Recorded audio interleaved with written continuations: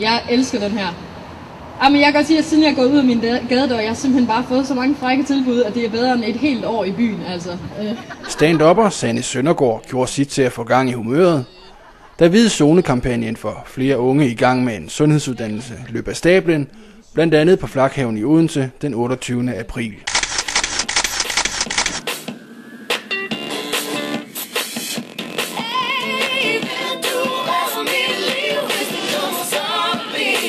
Men det er også, at I er ret meget udsat for sexchikane, sygeplejersker. Det er ikke fordi, jeg skal stå og skræmme de få folk, der ikke allerede er på en uddannelse, men det ved jeg. Nej, jeg synes bare, det er fantastisk, at man tør det. Fordi man ligger der fastspændt til en seng med benet i gips, og så er man alligevel lige modig nok til at chikanere den person, der står med verdens største kanyle og magt til at stikke ting op bag en.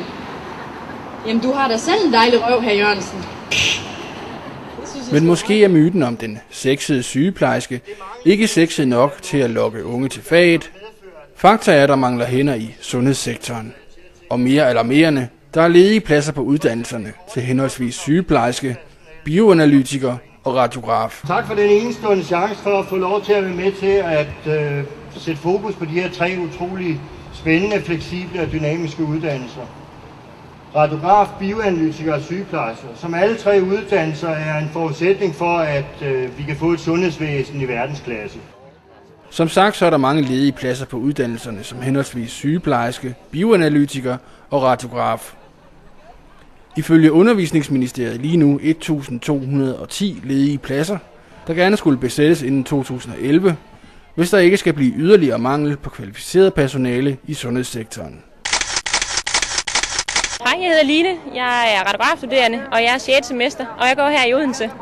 Og hvem er dig? Hej, jeg hedder Louise. Jeg er også radiografstuderende og går på 6. semester her i Odense også. Hvad laver sådan nogle radiografer egentlig? Jamen, vi har med patienter at gøre, der kommer ind på skadestuen eller gammel Jensen, der har slidgigt i hoften. Vi tager billeder. Det kan vi gøre med konventionel røntgen, som man kender det fra skadestuen, så nogle billeder, man hænger op. Men vi kan også gøre det via en CT-scanning eller MR-scanner eller gennemlysning. Alle former for teknik og alle former for billeder, der bliver taget på sygehus, det er radiografer, der faktisk tager dem. Jeg hedder Natja, og jeg er sygeplejestuderende i Odense på 1. semester. Og jeg har valgt at blive sygeplejerske, fordi jeg rigtig gerne vil hjælpe andre mennesker og gøre en forskel. Og så fordi jeg også gerne vil have et arbejdsliv med udfordring. Jeg vil gerne have en uddannelse, hvor jeg kan udvikle mig både fagligt og professionelt resten af mit liv, og ikke bare lige den tid, jeg tager min uddannelse. Jeg har valgt at blive sygeplejerske, fordi jeg gerne vil arbejde med mennesker og gerne have muligheden for at tage ud og rejse i verden. Jeg har valgt at blive sygeplejerske, fordi jeg vil ud og gøre en forskel. Alvoren i Hvid Zone-kampagnen kan måske aflæses i omfanget af, hvor mange og store organisationer, der står bag.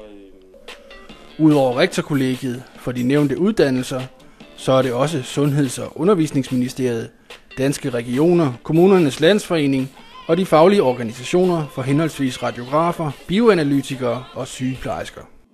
Kom ind i Hvid Zone. Starten på en intensiv fremtid. Det er alarmerende. Vi kan se den demografiske udvikling i forhold til befolkningen. Den gør, at vi bliver flere og flere ældre. Det vil sige, at der bliver flere og flere pladser til vores faggruppe. Lige nu er det sådan, at der er godt 2400 sygeplejersker, der mangler på landsplan, og det er godt 500 i Region Syddanmark. Det er meget alarmerende.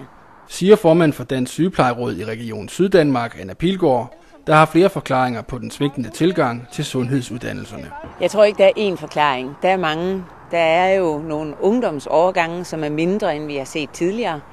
Men der er også en klar bevidstgørelse blandt de unge, der siger, jamen når jeg tager en uddannelse, så vil jeg både have et spændende job, men jeg vil også have et job, hvor jeg kan tjene en hel del penge i løn.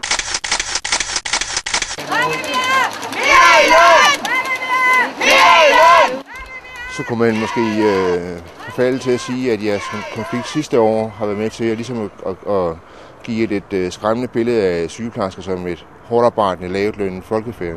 Det kunne man godt, men det er slet ikke tilfældet.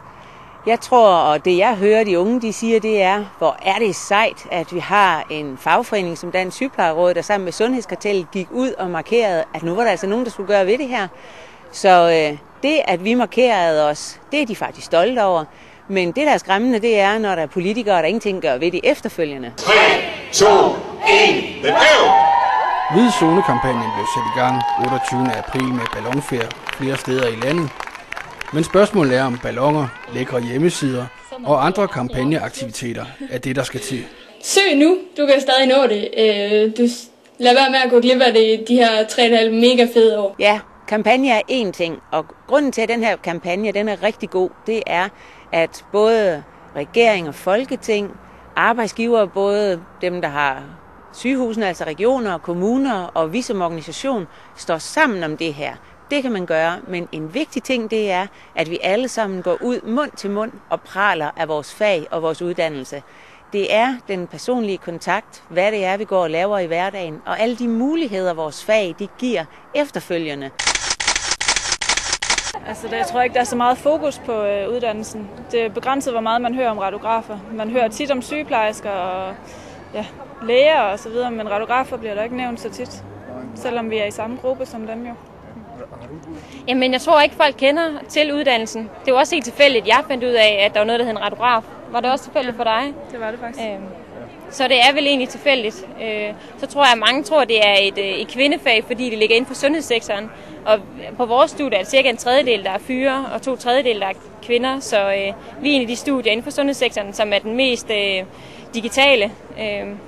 Så det kunne være fedt, at flere fyre fik det at vide. Folk har en idé om, at det eneste, vi gør, er at holde ældre borgere i hånden og gøre de her lidt mere sure ting, men det er det jo ikke. Der er masser af udfordringer. Man kan godt få en hverdag, som er vildt spændende på et hospital og lave en masse ting, som man aldrig ser i fjernsynet eller hører om, at sygeplejersker laver. Okay.